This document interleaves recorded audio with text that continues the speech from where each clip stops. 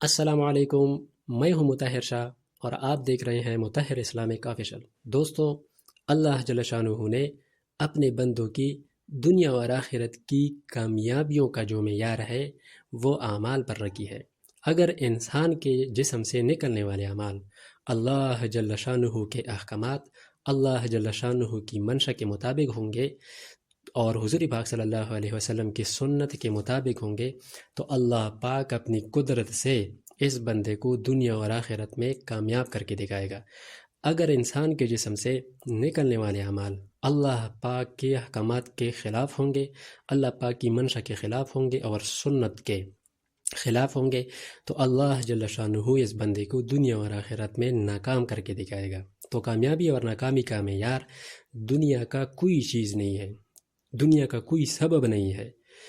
تو اس لیے ہمیں چاہیے کہ ہم اعمال کو زندگی کا مقصد بنائیں، وہ اعمال جو حضور پاک علیہ السلام اللہ پاک کی طرف سے ہمیں لے کر آئے ہیں، ان اعمال کو ہم اپنی زندگی کا مقصد بنائیں تو اللہ جل شانہ اپنی قدرت سے دنیا اور آخرت میں کامیابیاں، کامرانیاں لے کر آئیں گے۔ تو اس حوالے سے ایک بار پھر آپ کی خدمت میں ایک حدیث پاک لے کر آیا ہوں۔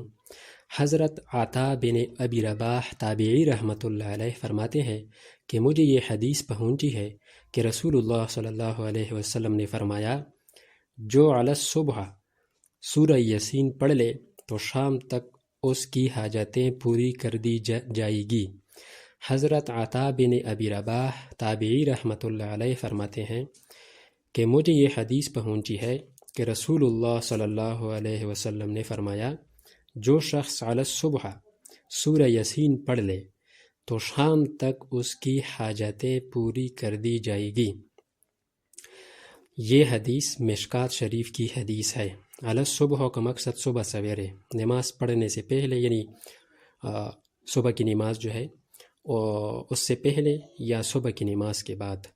تو جو شخص سورہ یاسین کو اللہ کی رضا کے لیے پڑھ لیا تو آخرت میں الگ سے اجر ہوگا، اور دنیا کے اندر بھی اس کا یہ وعدہ ہے کہ اللہ پاک اپنی قدرت سے اس بندے کی تمام حاجات پوری فرمائے گا۔